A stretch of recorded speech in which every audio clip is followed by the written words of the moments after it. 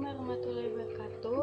Halo semua, nama saya Desti Ramawati dari D32 Atro Poltekkes Jakarta 2. Saya di sini ingin memaparkan hasil tugas UAS kewirausahaan tentang bisnis masker organik wajah untuk memenuhi tugas Bapak Wahyu Hidayat. Selamat menyaksikan. Materi yang akan dibahas yaitu 1. Pendahuluan yang berisi tentang latar belakang, visi, misi, dan tujuan. Yang kedua, ada konsep bisnis yang berisi tentang profil bisnis, produk usaha, dan cara penggunaan. Yang ketiga, ada analisis SWOT yang berisi tentang faktor internal dan eksternal.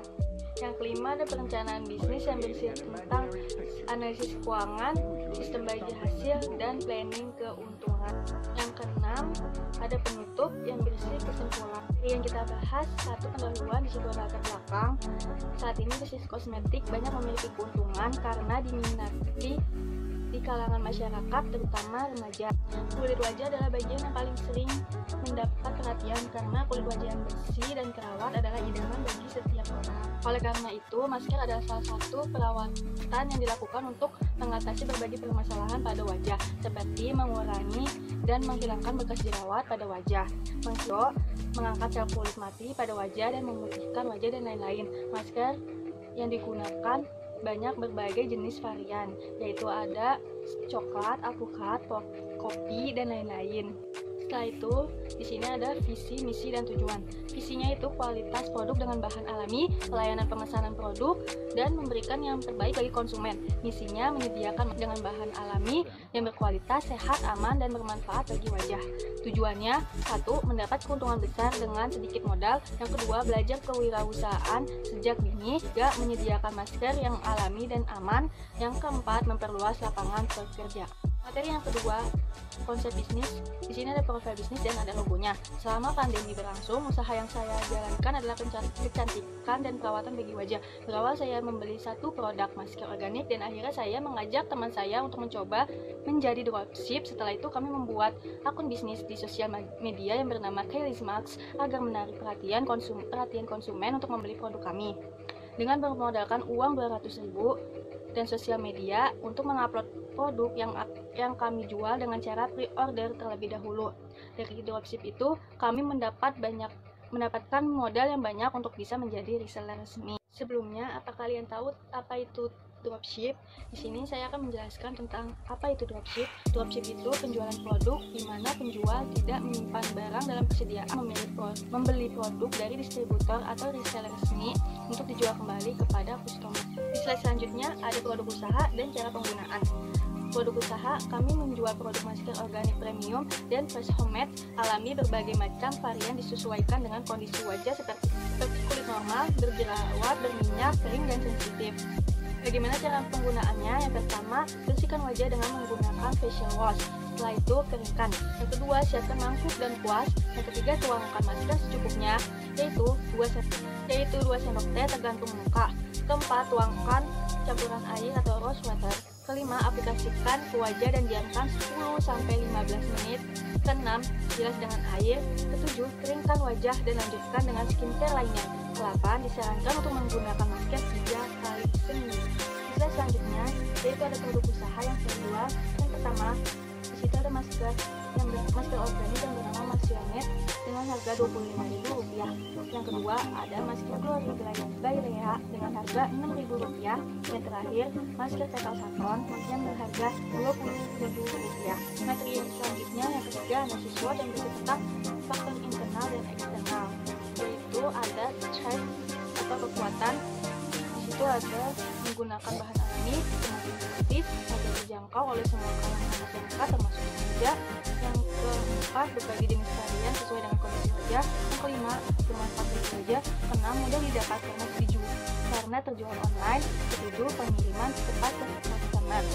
Selanjutnya ada weakness atau kelemahan. Yang pertama, karena menggunakan bahan alami maka tidak tahan lama. Yang kedua, sinyal untuk mengupload barang di sosial media. Ketiga, proses pembuatan barang yang cukup lama. Yang keempat, ada stok terbatas sehingga banyak customer yang tidak dapat dan melonjaknya pembeli. Yang kelima, sistem PO. Setelah itu, opportunities atau peluang. 1. Memiliki peluang penjualan yang besar karena masker organik banyak diminati kalangan masyarakat, terutama remaja. Yang kedua, mudah dipakai di rumah, tidak perlu perawatan atau klinik ke dokter.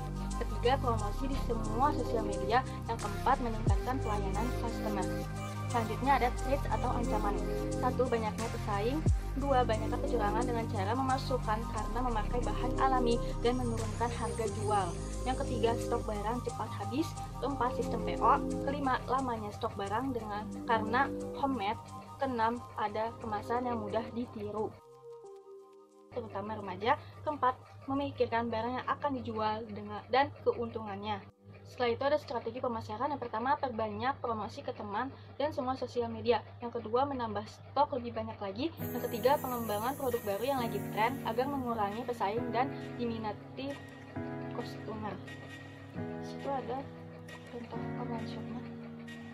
Materi selanjutnya yang kelima ada perencanaan bisnis. Di situ ada analisis keuangan dan di situ ada tanggal pembelian, nama produknya apa, terus belinya berapa, harga grosir atau harga resellernya, terus harga pengeluaran yang dibeli, harga jual dari kami, sama ada harga total penjualan. Terus di situ ada keuntungan, di situ pasti apa, belinya di mana gitu. Terus di situ kan di situ ada keuntungan 0. Nah, di situ karena kita stoknya habis dan membeli dengan harga normalnya, sistem bagi hasil. Keuntungan yang tadi dibagi 2 karena saya berdua dengan teman, keuntungannya 97.000 yang tadi di awal dibagi 2. Jadi hasil keuntungan yang didapat adalah 48.500. Selanjutnya ada planning keuntungan. Yang pertama, mencatat pengeluaran dan pendapatan usaha. Yang kedua, mencari info tentang produk yang lagi tren di kalangan masyarakat, terutama remaja. Yang ketiga, mempromosikan di semua sosial media agar menarik perhatian customer. Di slide selanjutnya, lanjutan planning keuntungan.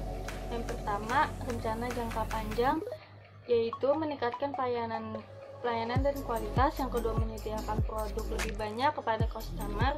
Yang kedua, ada rencana jangka menengah. Di situ ada menjual banyak produk untuk mendapatkan modal dan keuntungan yang banyak. Yang kedua, menjadi pengusaha muda sukses. Yang ketiga, meningkatkan promosi. Yang ketiga, rencana jangka pendek. Di situ ada mencari info tentang berbisnis, membuat katalog agar menarik perhatian customer, mengumpulkan modal untuk memperbanyak produk. Materi terakhir yang akan kita bahas yang keenam, yaitu penutup. Di situ ada kesimpulan. Pertama, perawatan kulit terutama pada wajah adalah yang terpenting karena bagian wajah menjadi pusat perhatian banyak orang. Yang kedua, masker adalah salah satu perawatan wajah yang sangat diminati oleh kalangan masyarakat dan remaja, baik wanita maupun pria. Yang ketiga, masker tersebut juga memiliki banyak varian dan banyak fungsi untuk perawatan kulit wajah agar terlihat lebih bersih, glowing, dan terawat. Terima kasih yang sudah menyimak presentasi dari saya. Kurang lebihnya mohon maaf. Wassalamualaikum warahmatullahi wabarakatuh. Oh ya, jangan lupa untuk kalian mampir ke toko kami ya.